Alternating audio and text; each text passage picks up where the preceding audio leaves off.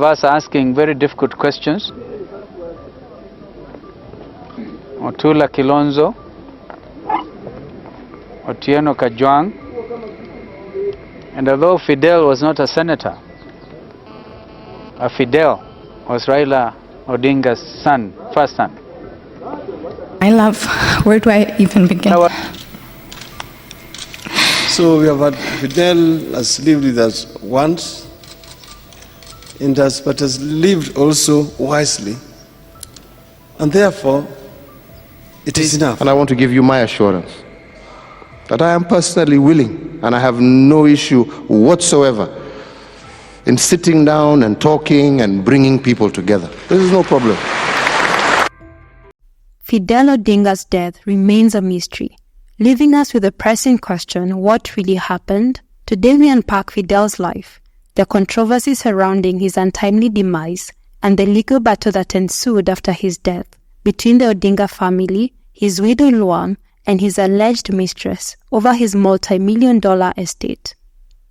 Welcome to Silent Shadows. As always, if you appreciate our true crime storytelling, support our fortnightly series by liking and subscribing.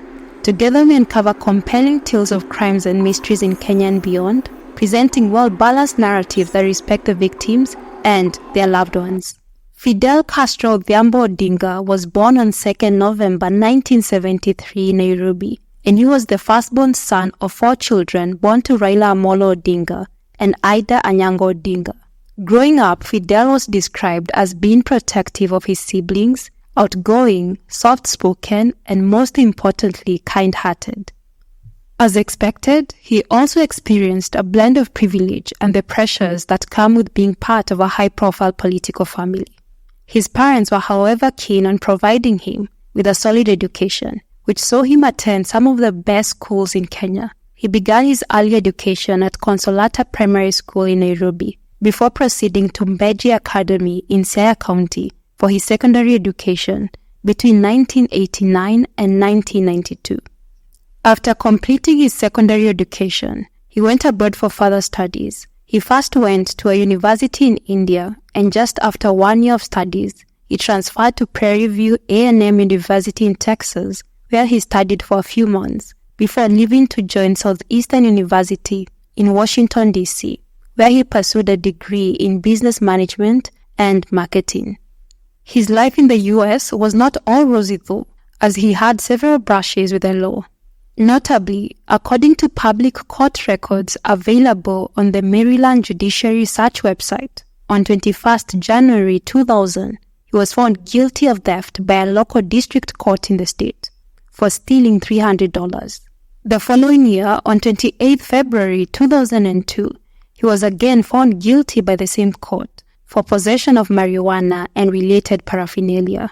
Fidel would return to Kenya shortly after this incident and right before the 2002 general elections. When he got into the country, he leveraged his studies in business, his passion for entrepreneurship, and his family's existing connection in the energy sector to start his own businesses in real estate, the service industry, and the petroleum sector. Besides making a name for himself in the Kenyan business scene, Fidel unsurprisingly also dipped his feet into politics. He acted as his father's wingman in the Kibera constituency, where he was known for actively supporting the needy, particularly the youth. As for his love life, Fidel got married to one Veronica Wanjiru Ng'ang'a under customary law in a traditional wedding ceremony in his father's home in Bondo on 17th March 2007. The union, which happened a few months before the 2007 general elections, was deemed by some as a marriage of convenience, aimed at helping Raila secure votes from the central province. Sadly, the two would not live happily ever after. 4 years after legalizing their union, in November of 2011, Fidel Odinga filed for divorce. While the divorce papers cited irreconcilable differences as the cause for the breakup, the media speculated that the reason for the breakup included Fidel's infidelity and their lack of children.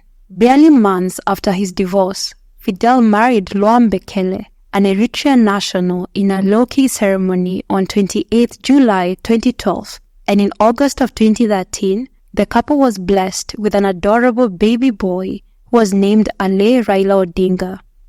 Given the timeline between his divorce from Veronica and his new marriage to Lwam, it's easy to speculate that Lwam and Fidel might have been romantically involved before his first marriage ended, and their relationship may have been the cause of his divorce from Veronica. Fidel's controversies didn't end there. He was well known in Nairobi's social scene for his love of partying, fast cars, and beautiful women. The consequences of his fast lifestyle were also widely reported in the media. For instance, on Friday, 6 June 2014, he was arrested along Ngong Road for drunk driving and was later fined 30,000 Kenyan shillings for the offense. Devastatingly, Fidel made headlines once more on Sunday, 4th January 2015, when he mysteriously died at his home in Karen just 3 days before Raila Odinga's 70th birthday.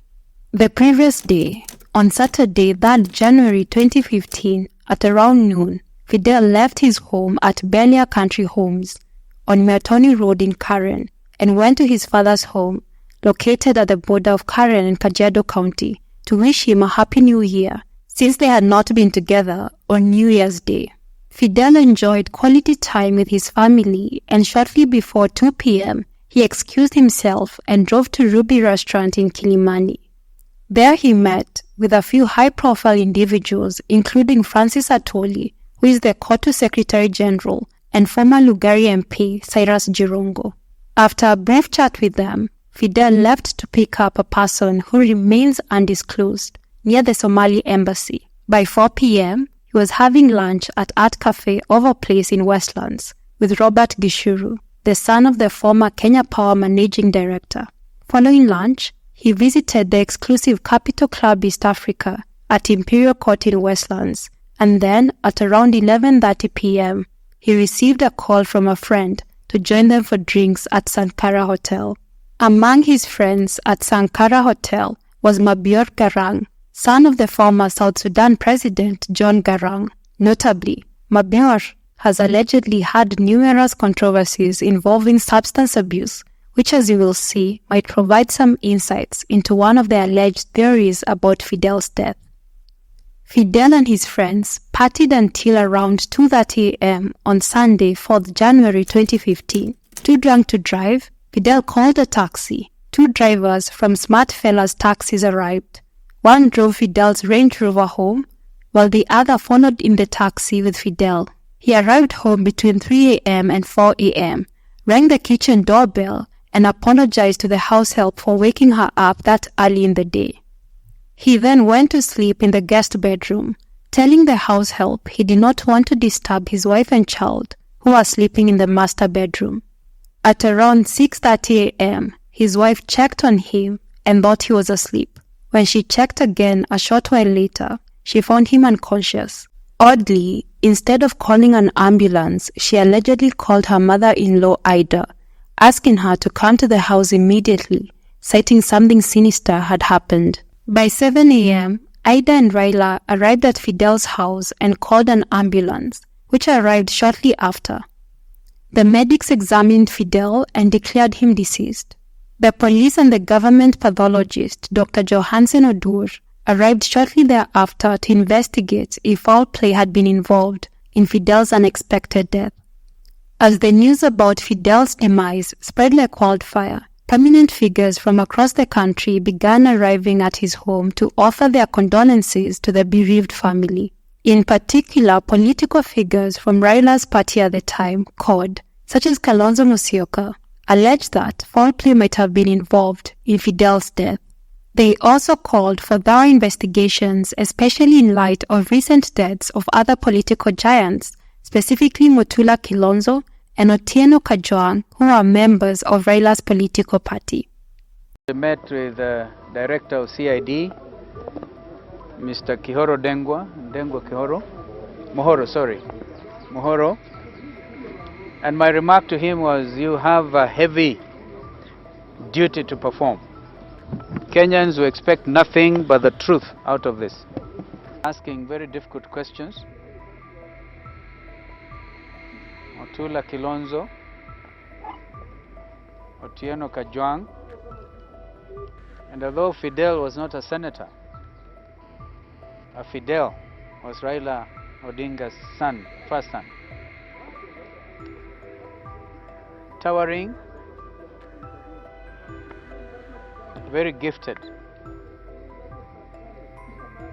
We want this family to know that the whole nation stands with them. As Fidel's body was taken to Lee Funeral Home, the police intensified their efforts to trace his last movements.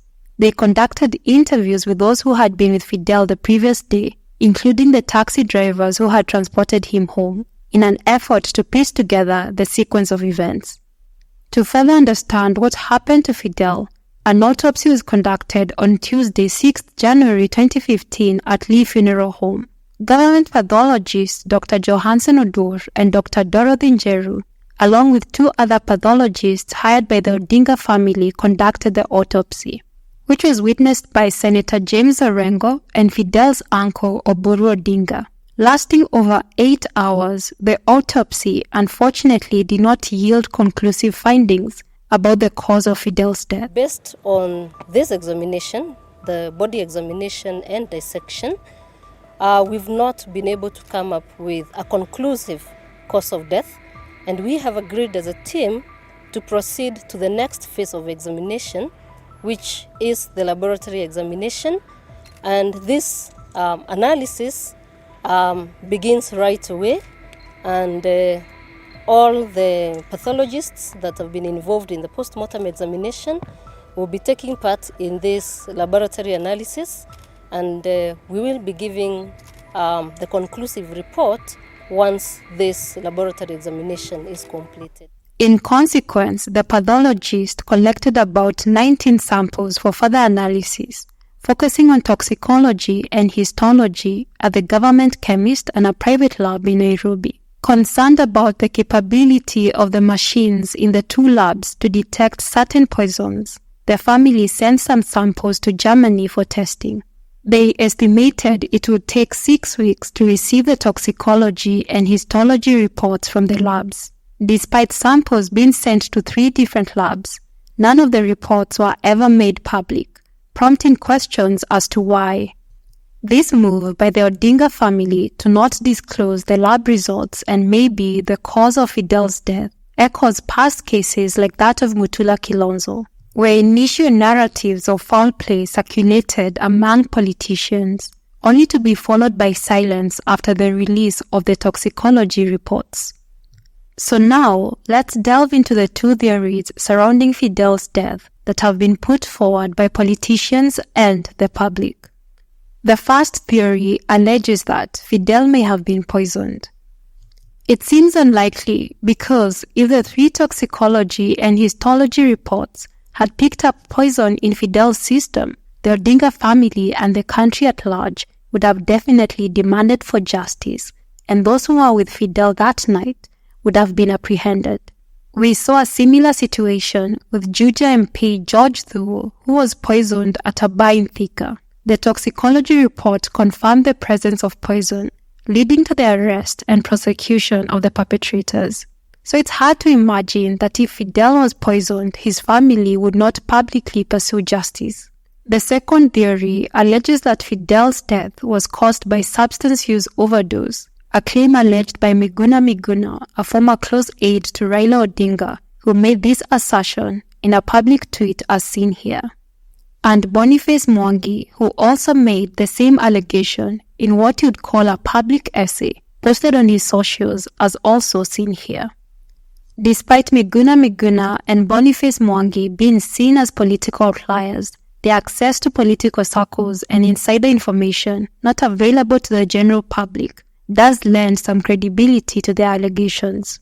Additionally, as previously mentioned, one of the individuals allegedly with Fidel on the night in question was Mabior Garang, who is known for his alleged association with substance abuse. You may also know him from this viral meme. Mabior has previously made headlines on blogs and newspapers for alleged hard drugs-related incidents. For example, according to news outlets, he was allegedly found unconscious in a Dar es Salaam hotel in February of 2017, and subsequently hospitalized at Dr. Mvungi Hospital, where he was treated for a drugs overdose, allegedly. The connection between Mabior and Fidel suggests the presence of hard drugs within Fidel's circle. And allegedly, it could be a case of birds of a feather flying high together. Furthermore, the noise around the investigation into Fidel's death made by political figures just died. Moreover, the fact that the family never made the toxicology and histology reports public raises eyebrows. The lack of transparency surrounding these reports implies that their contents might have been damaging to Fidel's public image. This omission of critical information arguably serves as the most compelling evidence that maybe the second theory is true. The third theory would be that Fidel Odinga died of natural causes while sleeping.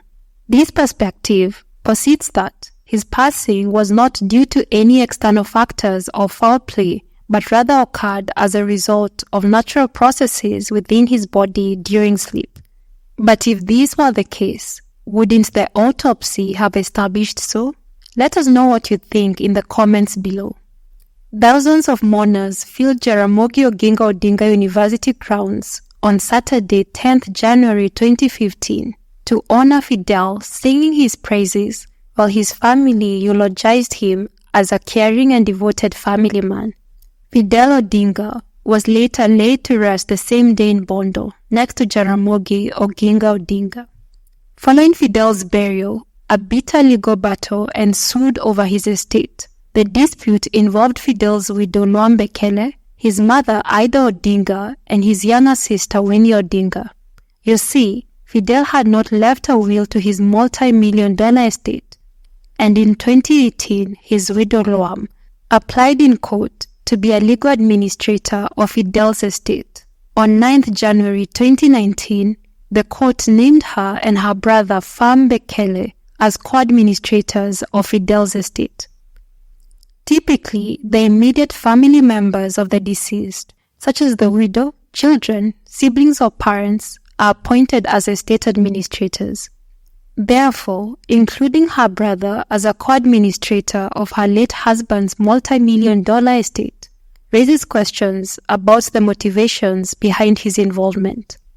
Ida and Winnie Odinga then moved to court on 2nd August 2019 to challenge this ruling, citing that it unjustifiably locked out other interested parties from the estate, that is, Fidel's other children, his mother, and his sister. This legal dispute over Fidel's estate threatened to expose private family matters of the Odinga family to the public eye. As a result, Raila Odinga took extensive measures to prevent media coverage of the issue. For instance, it's alleged that just as the Standard newspaper was preparing to publish a headline on Monday, 14th October 2019, titled "The Fight in Raila's Home," which is seen here, Raila contacted Gideon Moi, who oversees the Standard Media Group. He reportedly demanded that the story be dropped, and the headline was swiftly changed to "New Heft Benefits for Teachers," as also seen here. This incident underscores the critical importance of questioning the information we read in newspapers, blogs, etc. When influential figures can manipulate media content to suppress unfavorable stories, it becomes essential for the Kenyan public to be vigilant and discerning. The case on Fidel's estate was first heard in court on Wednesday, 16th October 2019, and at the center of the dispute was Fidel's current home, valued at 75 million Kenyan shillings, along with high-end cars, funds in several bank accounts, shares in private companies, and other properties worth millions. In their petition, Ida and Winnie Odinga alleged that, soon after Fidel's burial, Lwam left the home she shared with him, ceased communication with the Odinga family, withdrew the child from school, and denied them access to him. They also alleged that Lwam had deliberately omitted some of Fidel's assets in the court documents and excluded Fidel's twins, born on 1st July 2015, 6 months after his death, from the estate. On the other hand, Lwam alleged, among other things, that the Odingas had locked her out of the joint account she shared with Fidel, and that she had been supporting her son from her own pocket. She also alleged that Ida had repeatedly frustrated and vilified her after Fidel's death. For instance, Lwam continued to allege, in her initial statements to the police following Fidel's death, Ida had mentioned Lwam as someone that should be investigated. On the same day, after hearing petitions from both sides, the judge denied Ida's and Winnie's request to gag the media from reporting on the matter. This was in addition to ordering a DNA test to determine the paternity of the twins that Fidel had sired with his alleged mistress known as Phoebe, outside of his marriage to Lwam.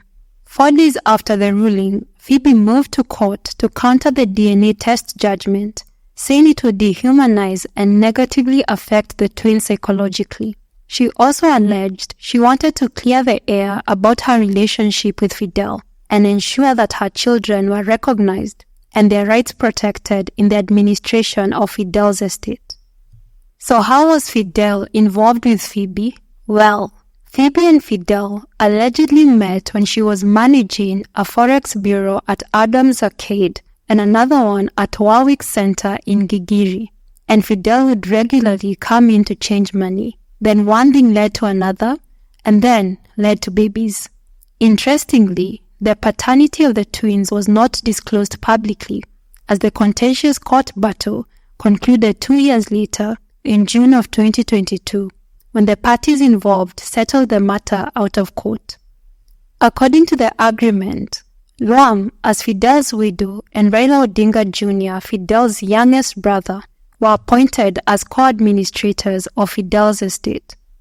Also, Lwam gained full control of Fidel's 3 properties, including their family home in Karen. For the rest of the estate, the assets and the money were placed in a trust for the benefit of their son. This means that Lwam cannot sell the assets, and the income from the properties in the trust and the cash in the accounts can only be used for the benefit of the child. Fidel Odinga's sudden demise at the age of 41 was a significant and unfortunate loss for both the Odinga family and Kenya as a whole. Despite his vibrant and sometimes controversial lifestyle, Fidel was a dedicated philanthropist, a successful businessman, and a potential political leader poised to continue his father's legacy. We extend our heartfelt condolences to the family and friends of Fidel Odinga. May his soul rest in eternal peace. Thank you for joining us today. If you appreciated this video, please give it a thumbs up, and don't forget to subscribe to our channel to be notified when the next video is up. Until then, please take care, stay safe, and always trust your gut.